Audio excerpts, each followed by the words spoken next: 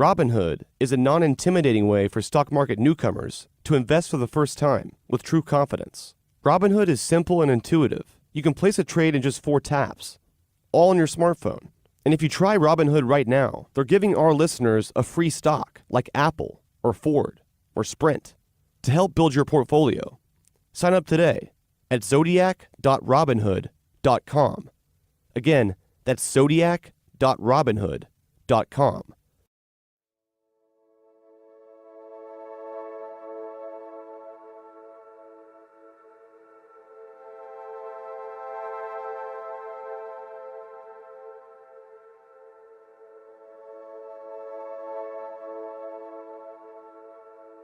The church was a little United Methodist church on Eastland Road, which is right off of Moreland.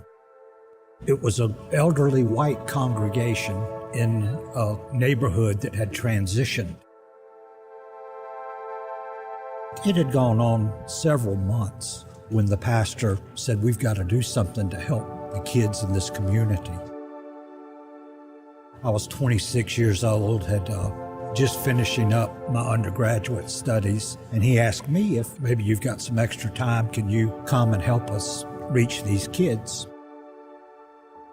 So all I did was put up a basketball goal in the church parking lot, bought 1 basketball, and went out there just myself and just started bouncing the ball in the parking lot. Just bouncing the ball. Did it for a couple hours, went inside. Next day, same thing, same time. Just bouncing the ball. I thought maybe if I'm consistent. And sure enough, a couple of kids showed up from the neighborhood. 1 week, 2 weeks, 3 weeks went on, and pretty soon, before we knew it, we had 100 kids. The tragedy began to gain more and more publicity. Our program began to get more attention. But it was sad to see the kids, and as you know, adolescents, they don't want to show their fear.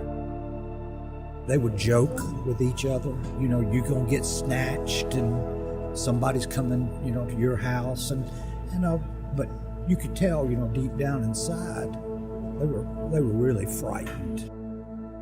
I got the feeling that they knew they were in something together, confronting this serious danger, and they kind of came together and around the program and saw me as the leader.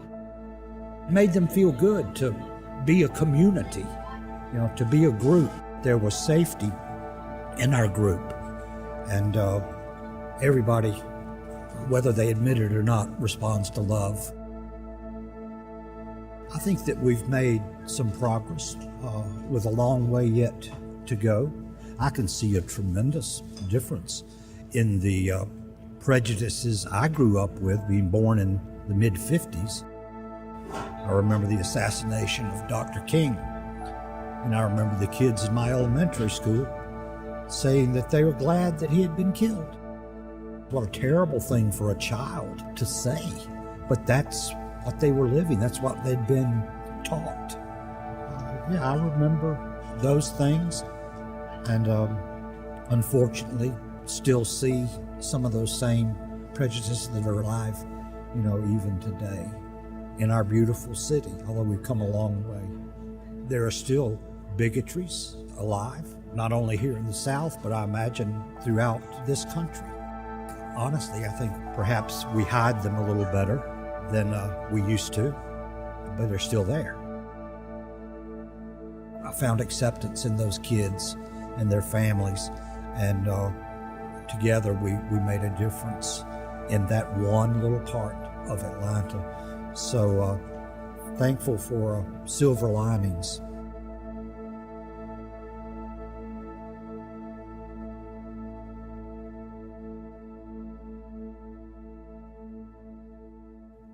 That was a man named Bill Burnham. As a young man in the 80s, he saw how scared these kids were. The victims in this case are the children, and that should never be forgotten. Because this story is so complex, for years people have argued whether or not they got the right guy. From everyone I've talked to, there's been a lot of disagreement over whether Wayne Williams is the Atlanta monster. Many people feel that he's guilty. His stories just don't really add up. He fit the FBI profile to a T, and depending on how you looked at it, after he was arrested, the murder stopped. But some people seem to think this was a huge conspiracy against Wayne Williams, but with very little evidence to back up those claims. But the question isn't as simple as did he do it? The question is, what did he do? Did he kill Nathaniel Cater and Jimmy Ray Payne, the two adults he was convicted for? Maybe he did. But what about the kids? Did he kill the kids too? Did he kill all of them? Even though people are still very divided over Wayne Williams himself, there's one common thread that everyone seems to agree on. It was time for all this to end in the city of Atlanta, and someone had to go away for this, and Wayne Williams was that guy. Wayne still claims his innocence, and from our very first phone call, he promised to provide strong evidence to prove that. I want this podcast to be the final debate over Wayne Williams and the Atlanta child murders. And now that my investigation is in full swing, I'm going to put everything out on the table. If Wayne Williams has anything credible to say, now's the time to hear it. I've been incarcerated since 1981 in connection with the Atlanta murders.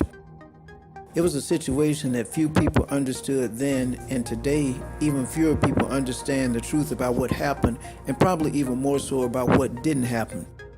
Due to the political climate and the fear and all of the uncertainty about what happened, the police and authorities were just anxious to arrest anybody that they could, and that person just happened to be me. Sadly, it's taken all these years for me to finally get the case brought back to the forelight so people can see the truth about what happened. The fact that not only am I an innocent man, but that the people involved in this, the families, the city, and the nation deserve an answer.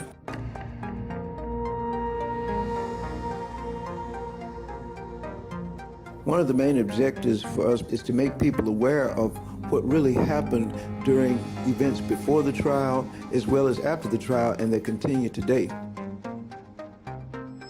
I don't think few people realize I was never convicted in connection with any of the child murders. I was charged for the deaths of two adults whose murders were actually unrelated. Furthermore, we were prevented from bringing out a lot of evidence that could have helped me during the trial. We're talking about the existence of other suspects. We're talking about physical evidence, including fiber evidence from Caucasian suspects and others who we know were involved in some of these cases, as well as false testimony about the synthetic fibers that the FBI presented during the trial.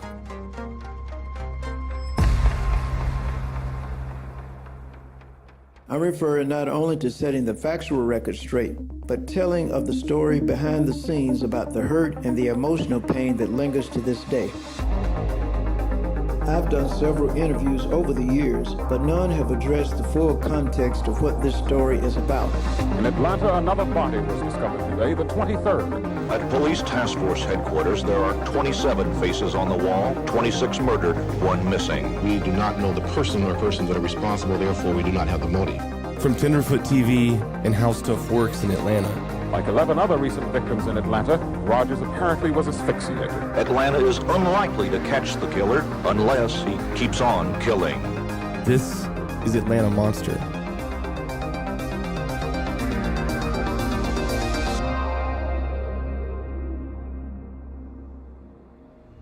According to Wayne Williams, the story begins with that infamous night on the James Jackson Parkway Bridge. Wayne first described a rather convoluted story about the timing sequence of the bridge that night. FBI is still in lane. Yeah, I got it. He's coming towards me. Stop. That's the timing sequence they testified to in court. There's the contradiction. During that sequence, there's no way any car could have been going south on the bridge, turned into the gravel parking lot, and turned back north. That's absolutely a possibility. He's saying that according to police testimony, the timing doesn't make sense. In what he described as a matter of seconds, the police recruit below the bridge heard the splash, shined his light on the water, didn't see a body and only saw ripples, then radioed to the other officers, who then saw Wayne in his car turn around in a gravel parking lot just moments later, heading the opposite way on the bridge. That car mine had to have been traveling north the entire time of the sequence. Bottom line is, there was no splash. If you take the bridge out of the equation, Wayne Williams is not in prison, right? This is Vincent Hill, a law enforcement analyst and former police officer. But more significantly, Vincent is an expert of sorts on Wayne's case. If Wayne was not on that bridge, either the case would have been solved a different way, or it would still be unsolved. Take that bridge out of the equation, and what do you have? I guess you can argue that it put Wayne next to the body, right? I mean, he's on the bridge, they hear a splash, 2 days later, there's a body found. That morning, while 4 officers sat quietly under the South Cobb Drive bridge, one of them, an Atlanta recruit, heard a splash. Why do you think they stopped your car that night? You got to remember, that was the last night of the stakeout. That was the last day they were staking out in the bridge. So I'm sure they were probably, anxious to stop something and just make an account for the time. The police recruit, Bob Campbell, was stationed below the bridge, and he's the only one who heard the splash that night. And Campbell something probably startled him, and he probably made up the story just to justify the existence of being on a stakeout. The point is that the statements they said about the stop and what happened at the bridge are correct. The only one that is not correct in that is what Campbell and Jacob said. He claimed that most of the FBI statements about the bridge were in fact true, except for 2 major points. The first being recruit Bob Campbell's account of the splash, and the recruit Jacob's accounts of the timing. The second major point was over Wayne's strange story about a girl named Cheryl Johnson. The only confusion in the statements was over the thing on the telephone number in Cheryl Johnson. He tried to persuade the jury he really was out near a bridge that night looking for a Cheryl Johnson, who still remains a mystery to this trial. The state implied he fabricated the story, but Williams didn't budge from it, claiming the woman simply gave him a wrong number and wrong address. When the FBI asked what he was doing out there, Wayne said he was looking for a woman named Cheryl Johnson, who had scheduled an in-person interview with him that morning. He told the police he was out checking the address. That night, Wayne gave police an alleged phone number for Cheryl Johnson. But later, when they tried to call the number, it didn't work. It didn't belong to anyone. But Wayne says the FBI called the wrong number, and the reason was his handwriting. The number was at 9347766. You'll see when you get my writing. I'm going to send you some samples of it. It was 434. My 4s and my 9s look alike because I closed the loop at the top of them. The FBI claimed Cheryl Johnson wasn't real, but Wayne Williams agrees. So, Cheryl Johnson, when did she originally call you, and what did she say?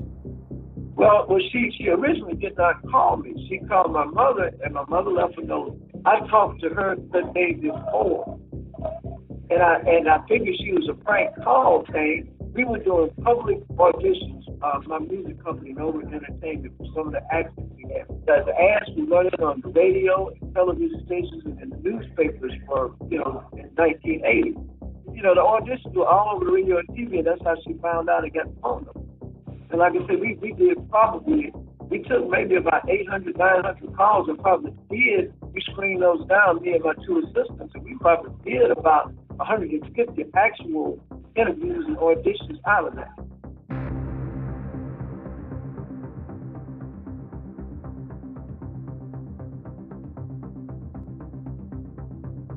I even tell the police, I said the only reason I went out to check the address was because I felt it was a fake address. That's why I went out to check it in the first place.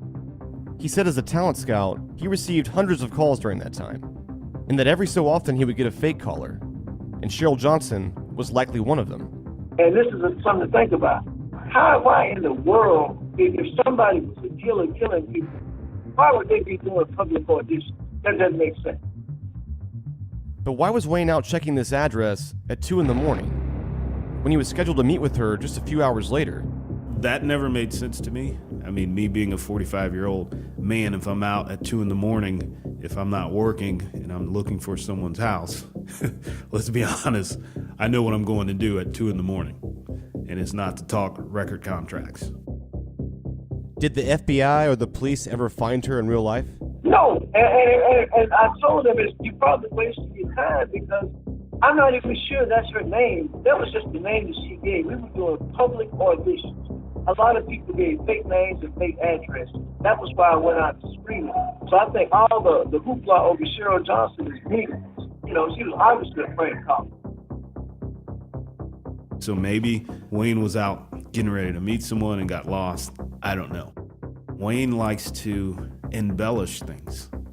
I don't know why, but again, I think that was part of Wayne's downfall. Regardless if he told the truth or not, I don't think the outcome would have been different, simply because he was on the bridge. Do you regret being on the bridge that night? If you could go back and change it, would you not go that way? Well, Payne, let me put it to you like this. I'm the type of person, okay, I'm liable to change my mind at any given time.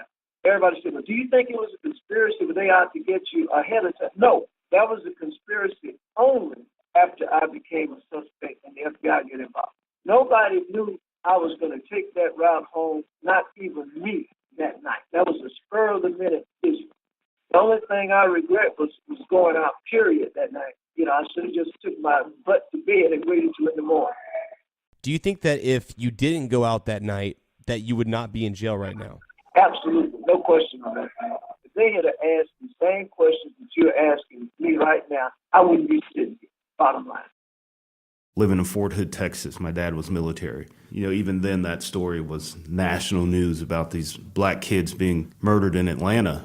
I remember my mom to this day telling me not to go outside, past dark, even in Fort Hood, Texas, in Killeen, because they were killing these little kids. Wayne Williams got arrested and got convicted, and that was pretty much it. And supposedly the murder stopped, and that's what I took it for, as a small child. It's just, you trust what the police say, you trust what the courts say, and that was pretty much it. But as I got older, especially when I became a police officer and a private investigator, and I realized this keyword called evidence, then my mindset started changing about the entire case. First, we can't say that the child murders were solved because Wayne was convicted of killing Nathaniel Cater and Jimmy Ray Payne, which were adults. So we still have all of these child murders basically unsolved because you can't say it's solved if you only convicted him of killing 2 people. Wayne's a very intelligent guy. I think Wayne's downfall back then was he embellished a lot. Wayne wanted to be the center of attention. He was calling his own press conferences, which just made him a bigger target in the media, right? A lot of people that were innocent of this would have just said, I had nothing to do with it, and that's it. But I'm convinced it was something totally different that happened. Williams bluntly stated the police version of the now famous bridge incident was wrong, a lie. He claimed he wasn't driving slow, that he didn't turn around in a parking lot next to the bridge, that he did not throw anything into the river. The state contends that loud splash was the body of Nathaniel Cater hitting the water. Although prosecutors had most of the pieces that night in May, it still lacked the essential part of the puzzle. Someone actually seen Williams' car stopped on the bridge, or better yet, the suspect throwing a body from the structure. Could be something, could be nothing. Could have been a bird taking off. It could have been a beaver. Could have been anything. You got police down there with flashlights immediately, and they see nothing? So that would suggest that Nathaniel Cater's body, as soon as it hit the water, just floated out of sight, like a speedboat. Splash. You shine your lights. No, I don't see anything. Why not? If it floated down the river and you found it 2 days later, why wouldn't you see it as it's floating down the river right after it splashed? If you heard the splash and you thought it was a body, why didn't you send divers down there immediately? Dr. Blackwelder was there during the trial, so I asked him what he knew about the splash. The cadet that was under the bridge heard a splash, and it had flashlights and all that. They shined them around, but they never saw anything. So they said it could have been a beaver, because there were beavers in that river. It could have been a beaver slapping its tail on the water, or it could have been a body that was thrown off the bridge into the water. But he heard a splash. I asked Popcorn with the FBI. What was his take? 2 cadets under the bridge, 2 regular officers in chase cars. They were intense underneath the bridge, and the guy that heard the splash had been a high school swimmer, and he knew what the sound of a body hitting the water, and he said, that's a body hitting the water. It was a splat. As you know, if you jump off a diving board and you spread eagle and hit the water, you splat. And that's what he heard. And they looked, to see what was in the water, and they never could see anything floating in the water. And then they brought a hydrologist in from the Corps of Engineers, and somebody testified there were a lot of beavers in the river. If it pops its tail in the water, it'll make a splash. So a body hitting the water sounds like it would be much louder than a beaver. We've done that. We did that when I was in school. We would throw bodies. They would be dummies, but we'd make sure that it weighed the same amount by using sand and things like that, because a beaver's tail is flat. It'd be just like hitting it with a boat paddle, and the body wouldn't. If it was Nathaniel Cater at his stature, wouldn't someone else have heard that? It's like going to a pool, right? You may be 20 yards away, but you can hear people diving off the diving board. So this one guy is the only one that heard this? It's not even logical. Wasn't he like 150, 160? It's a loud splash, man. If they're spread out the way they say they were, there's just no way only one person heard it. That was a warning signal to say that danger was around, that's to say me. Beavers take refuge here whenever they are alarmed.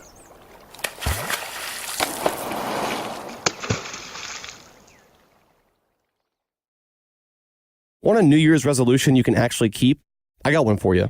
Stop going to the post office to send letters and packages when you simply don't have to. This year, you can save time and money by using Stamps.com instead. Stamps.com has personally helped me by maximizing my time and saving me money. Stamps.com brings all the amazing services of the U.S. Post Office right to your computer.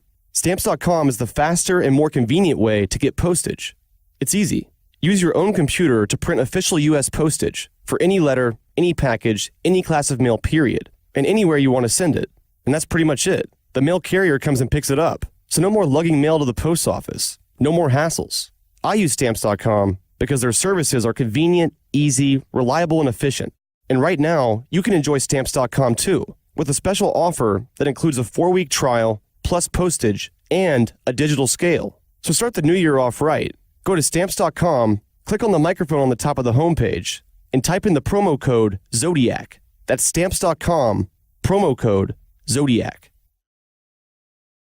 I can't help but think a splash from a beaver's tail would sound a whole lot different from a splash from a fully grown human body. So I decided to test it out. The team at How Stuff Works helped me put together the whole experiment. The best option we had was Rescue Randy. Randy is an adult-sized mannequin used for simulations and training for emergency personnel.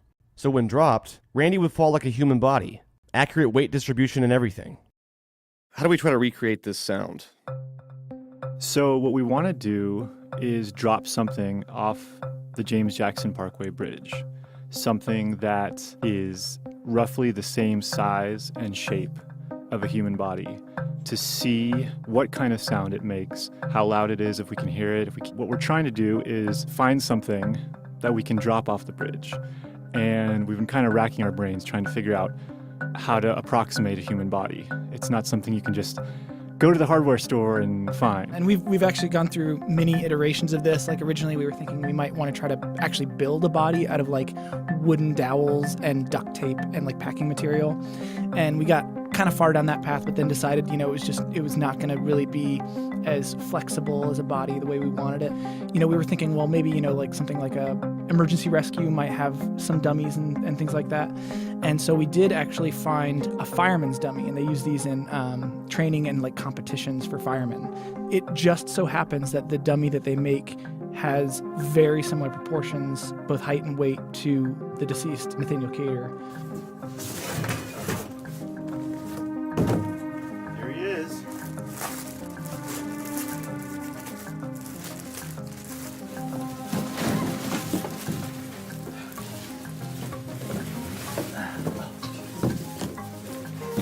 That's without the legs. Wow. He's got chunky arms. Tyler, you're back. Be careful. Lift with your legs, not with your back. Come on, dude.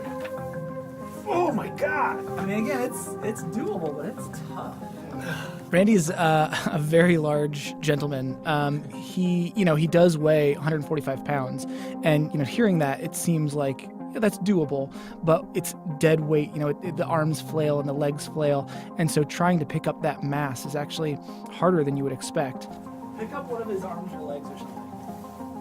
Oh wow! Ooh, that is very correct weight-wise. If your adrenaline's up, you're going to be able to lift more than you normally would. Exactly. What's the return policy on those guys? Can't return it if it's wet. So this is ours. So we all kind of took turns trying to pick Randy up, and to varying degrees of success. But it was a bit of a hassle. Yeah, it's not easy. I mean, Tyler, you could You were able to pick him up.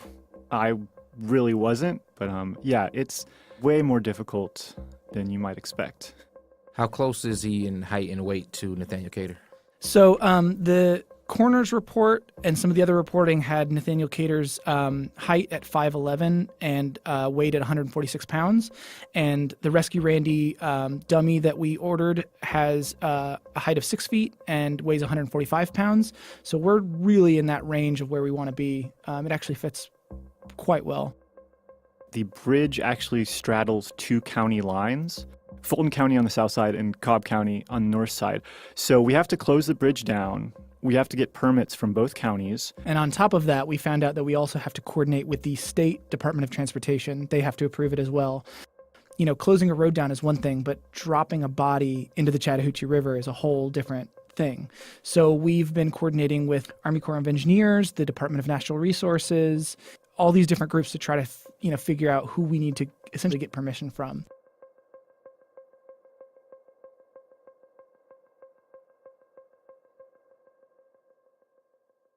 Wayne spoke of a child sex ring that was operating out of a house on Gray Street in Atlanta. He told me that he believed many of these child murders were related to this sex ring. We know that another 6 cases were involved in a homosexual ring going on in Atlanta, a black homosexual ring. Vincent Hill has spent the last several years looking into this theory too, and he believes it has some serious merit. If you look at old records and old police reports, Uncle Tom Terrell, his friend Jerry Thornton, Larry Marshall, Jerry Thornton told investigators 10 of the victims used to hang out at that house, that they would have sex with little boys. And men would come to that house to pay for sex with these little boys. So how do you put that on Wayne?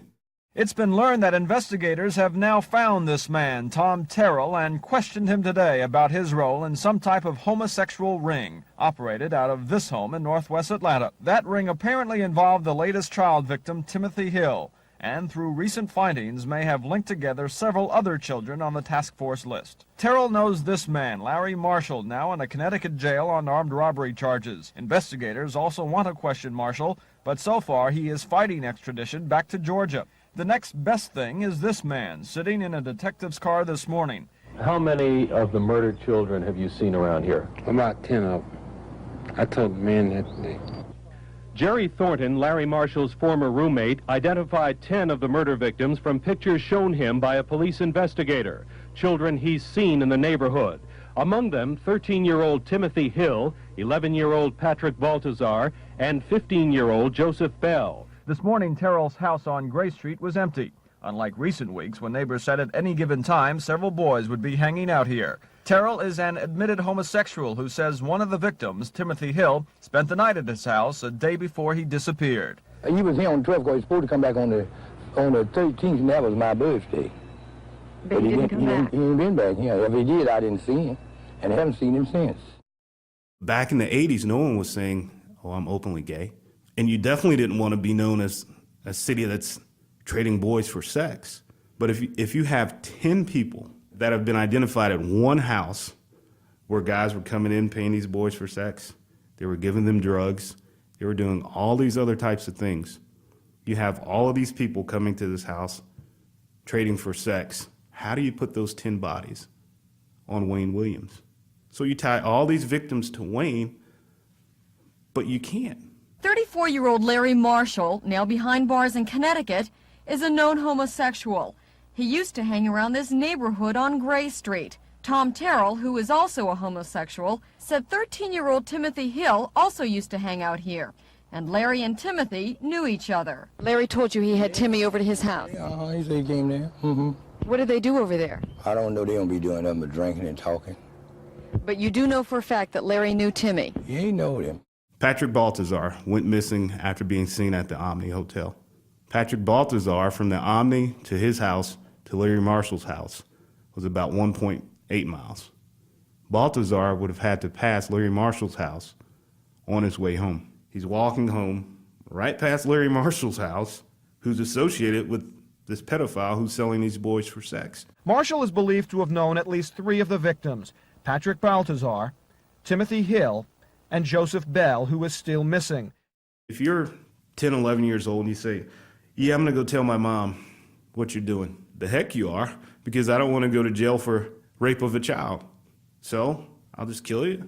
When Patrick Baltazar was found, one of the witnesses that morning, she said she saw a male white in a green station wagon, just lurking around, like towards the wooded area where Patrick was found.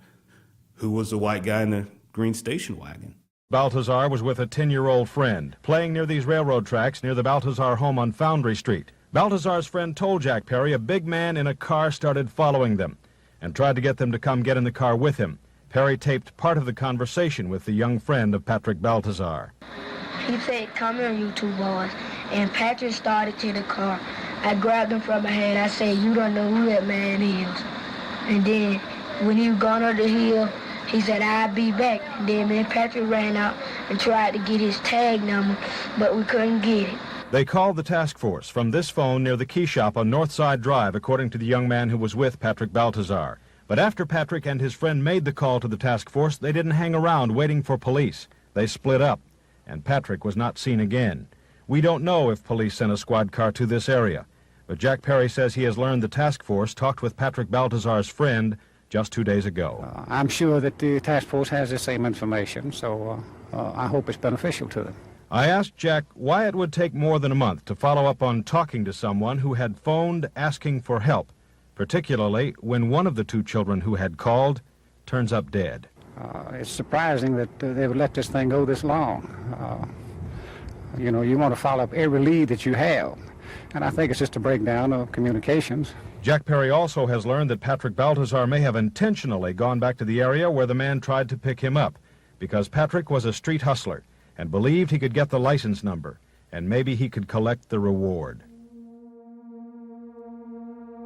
There's no coincidence that the FBI had Tom Terrell's house, Larry Marshall's house, under surveillance for weeks because of this alleged sex ring. If you follow the trail, you can't call it a coincidence that Patrick Baltazar lives here, Larry Marshall lives here, the house where all this sexual activity was here, which also tied to 10 other victims, and you can't say, well, it had nothing to do with anything. It's impossible.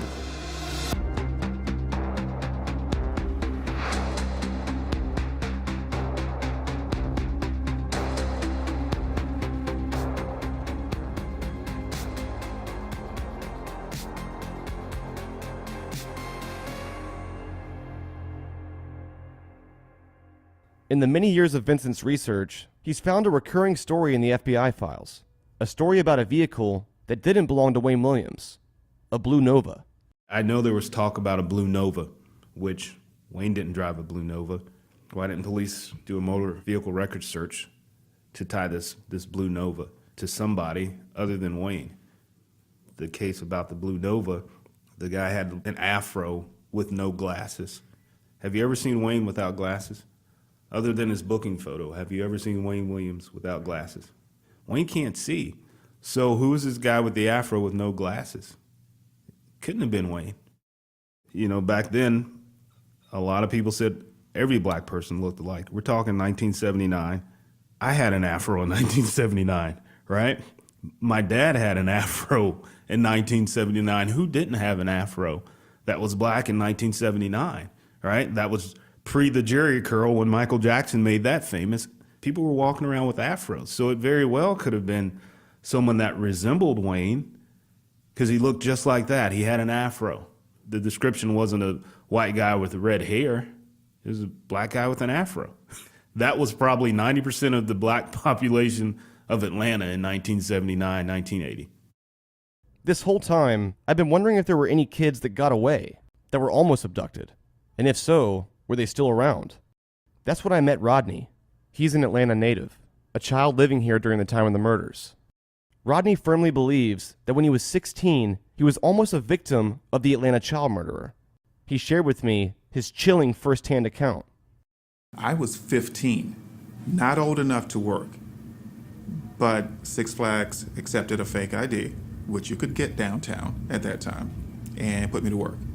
So I rode the bus from my neighborhood in Southeast Atlanta to downtown.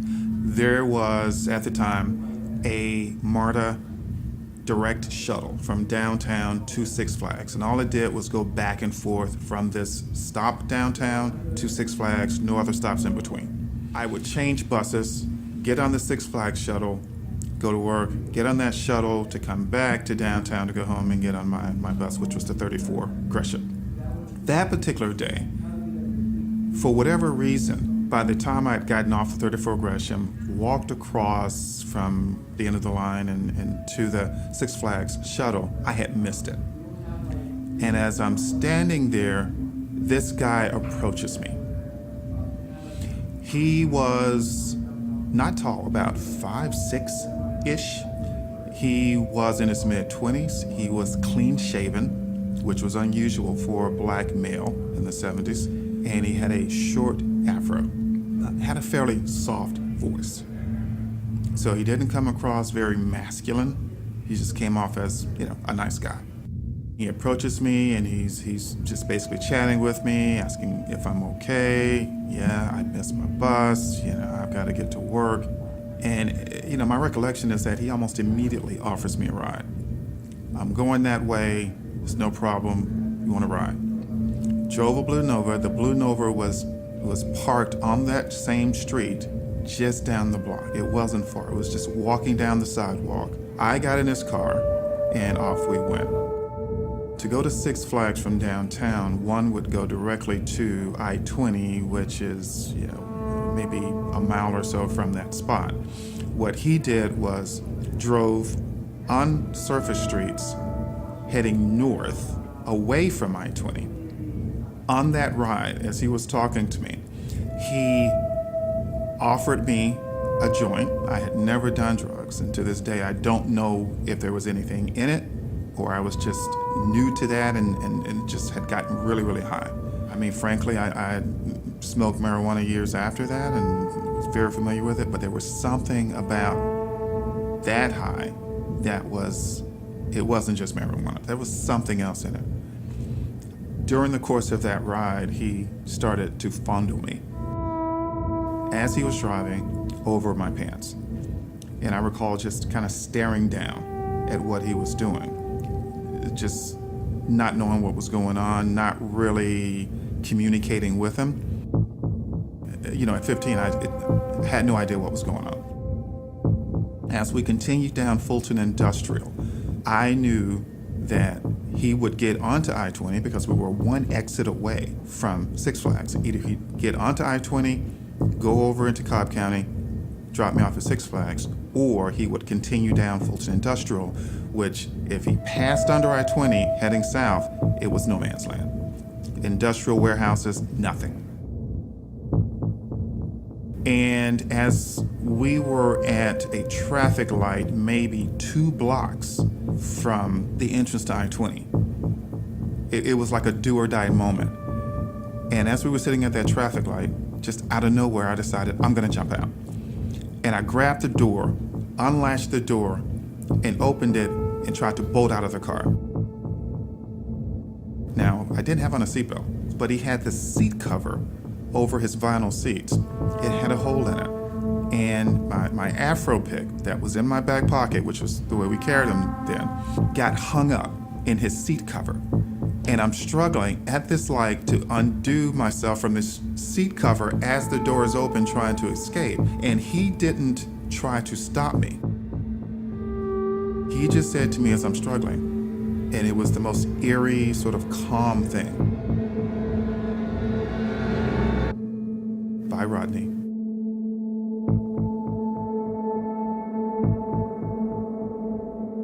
And I got out of the car and started heading back in the opposite direction, back up the hill toward a bank that I knew was the sort of the last stop for a MARTA bus line. I was really out of it, really disoriented, looking out for him to see if he had turned around to come back in that direction.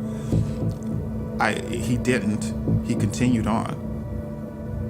And I basically just laid on the grass in front of this bank, waiting on a MARTA bus to come. And finally one did. Got on it, went back downtown, got on another bus to go to a relative's house, to my aunt's house, and kind of slept it off. during the afternoon. Just kind of slept. Never told anyone about it. I am convinced that had I stayed in the car, we would not have gone onto I-20. We would have continued straight south on Fulton Industrial, which, would have led into that no man's land outside of southwest Atlanta. And I'm convinced that the way that happened at that time, that this guy has some responsibility for some of those murders, if not all of them. You think that you would have been a victim? I'm sure of it.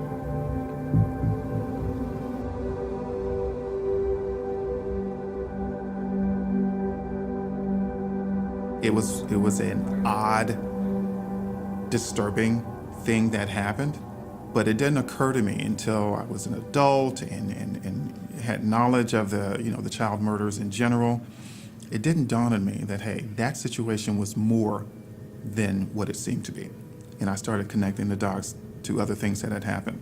As the years went by, understanding what went on, what that whole thing about the Atlanta child murders was about and the details of the investigation, and, it became clear to me that my experience was related to it. By the time I had that realization, though, the investigation was over. We're talking about, mid to late 80s. And so, what's the point? Was the way I thought about it.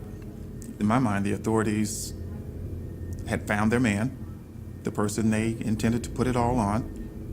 And, what's the point of me seeking out someone who cared in law enforcement to tell my story? What's the point of that? So when I came across this podcast and, you guys were looking for information. Yeah. I decided to offer it. It's like, okay, I've got something to offer here. I still don't think law enforcement is interested. In my mind, I think they consider this a closed case. I could be wrong, but that was the way I always looked at it. They were looking to close it and end it then.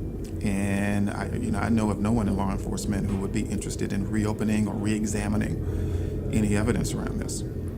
So, why spend time seeking out someone who would want to hear what I would have to say? Do you think the man who picked you up that day was Wayne Williams? No, absolutely not. Positive of that. He sounds similar in description. Yes, similar. Similar height, same hair. Clean shaven. The photos I've seen of Wayne Williams from that time, he had blemishes on his face that this guy didn't have.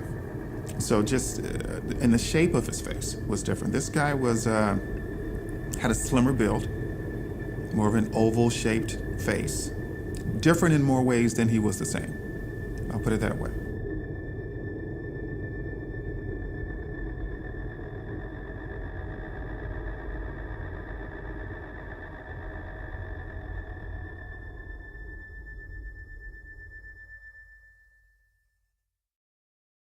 Brooklinen was named the winner of the Best Online Betting category by Good Housekeeping. They received more 5-star reviews than any other online betting company with over 30,000.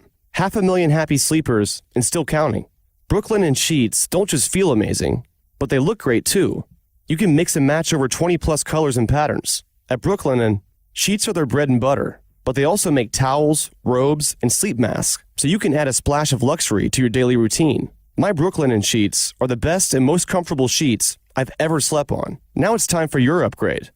Brooklinen.com is giving an exclusive offer to our listeners. Right now, get $20 off and free shipping when you use the promo code Zodiac at Brooklinen.com.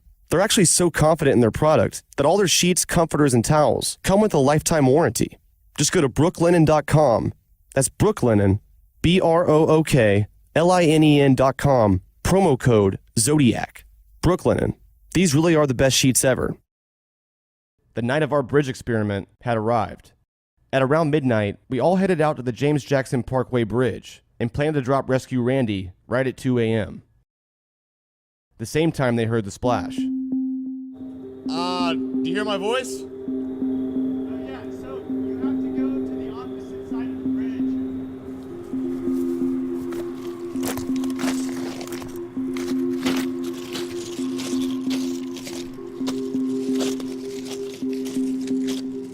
Hey, there you are. This is Paul, over. This is Tyler, over. Do you want me to stay down here or come back up? Over. All right, so Casey and Alex come down to you to follow Payne with the camera. Okay, I'll stay down here to get him safely to the spot. Yeah, that sounds good. So we want to get a camera on Payne as quick as possible. Then Chandler will have his camera up here. And it's 1 o'clock now, and I'm hoping we can do the drop right at 2-ish. Okay, that sounds good. Careful, because don't get kind of steep back here.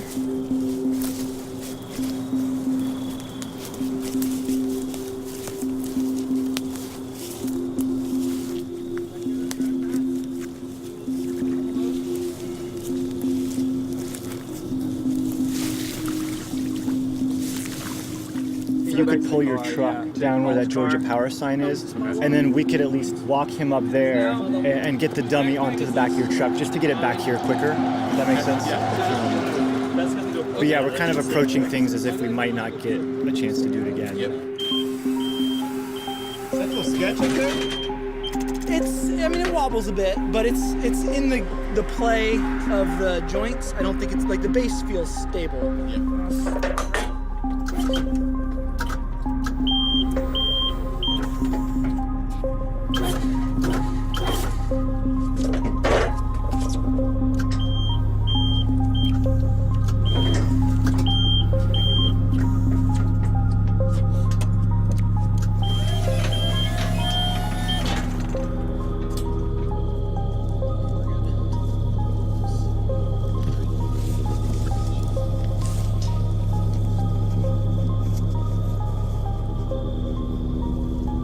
Body is up for position. Okay.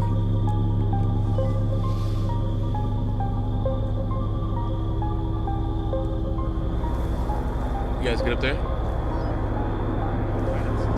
Good up here. Ready on your call. Get down here. Action.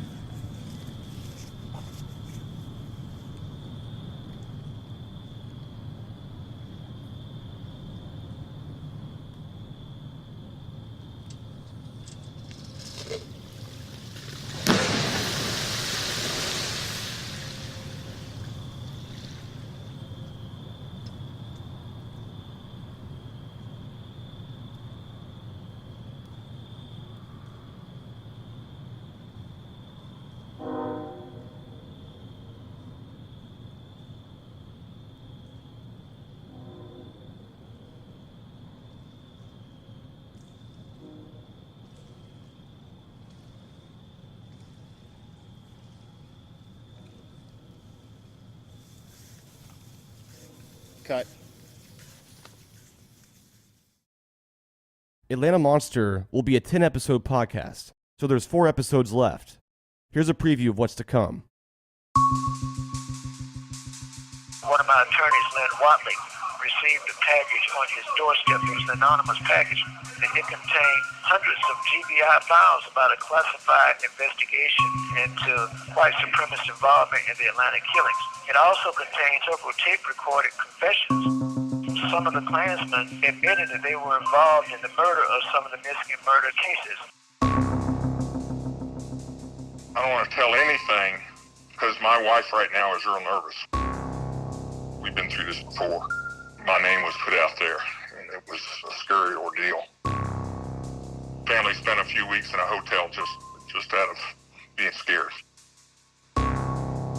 And I don't know you from Adam.